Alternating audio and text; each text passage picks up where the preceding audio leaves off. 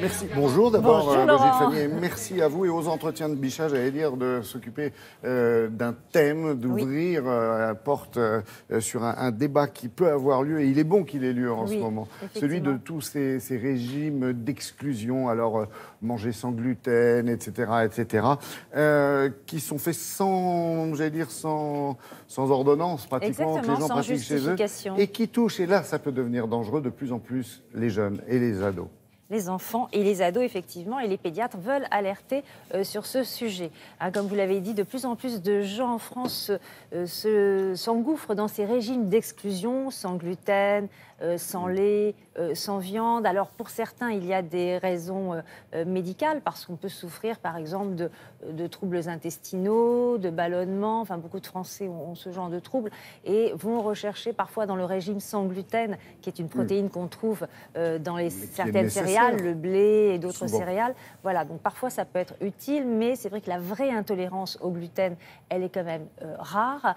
Et puis, c'est des régimes très contraignants. Par exemple, le régime sans gluten, vous dites adieu à tous les produits de boulangerie, donc pain, les pâtes, les gâteaux, les pizzas, enfin, même les plats industriels, c'est très difficile de manger sans gluten. C'est sûr qu'on maigrit très rapidement. Certains utilisent aussi ces régimes d'exclusion pour maigrir, alors d'autres incriminent le lait de certains problèmes digestifs qu'ils peuvent avoir, mais c'est vrai que la vraie intolérance au lait, elle aussi, elle est assez rare. Et enfin, beaucoup en ce moment incriminent la viande de tous les maux.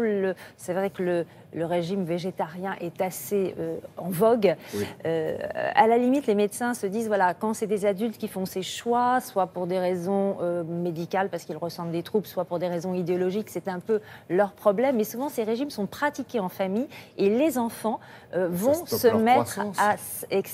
Effectivement, les enfants, les adolescents, ils sont en pleine croissance et les pédiatres aujourd'hui aux entretiens de Bichat veulent alerter sur les risques que peuvent entraîner ces régimes d'exclusion.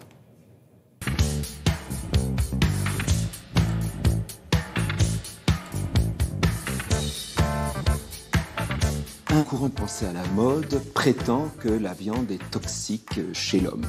Non seulement ça n'est pas le cas, mais chez l'enfant et chez l'adolescent, elle est absolument indispensable.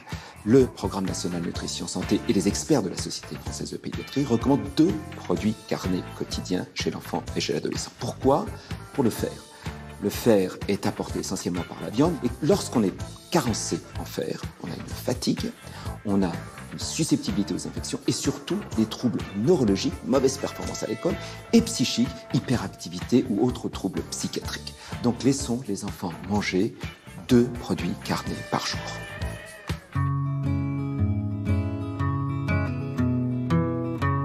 Un autre phénomène de mode est l'exclusion du lait et des produits laitiers chez les enfants et les adolescents imposés par les parents. Les enfants ont besoin de ces produits laitiers pour assurer leurs besoins en calcium qui sont énormes, notamment à l'adolescence. S'ils ne consomment pas assez de produits laitiers, ils vont être carencés en calcium. Et cette carence en calcium va diminuer la minéralisation de l'os et augmenter la susceptibilité des fractures tout au long de leur vie, notamment chez les femmes après la ménopause, mais aussi chez les hommes à un âge avancé. Donc les enfants doivent consommer au moins 3 produits laitiers par jour, comme le recommande le Programme national nutrition santé.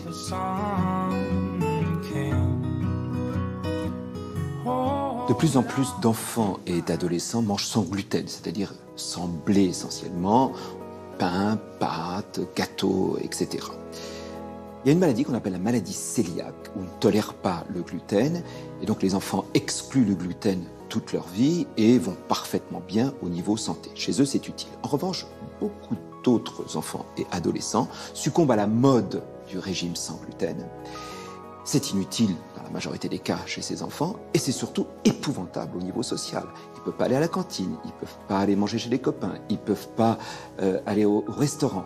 Donc n'imposons pas un régime sans gluten inutile à ces enfants et laissons-les manger ce qu'ils veulent.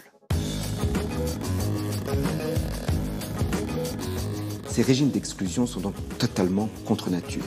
L'homme est omnivore, et ceci très tôt dans sa vie, et a besoin d'une grande diversité alimentaire pour éviter les carences.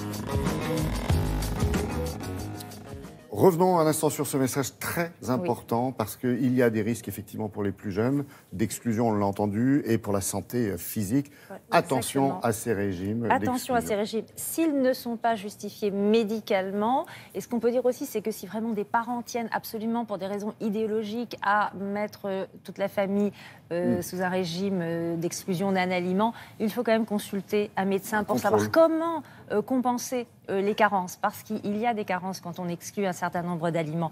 Brigitte Fanny, il y a eu beaucoup de livres qui ont peut-être poussé ces familles à prendre ce genre de décision avec, faites un régime, on a valorisé le régime sans gluten, le régime sans lactose, etc. Mais je vous conseille plutôt le livre du professeur Patrick Tougnan qui s'appelle « L'alimentation de l'enfant de 0 à 3 ans » et c'est aux éditions Elsevier Masson.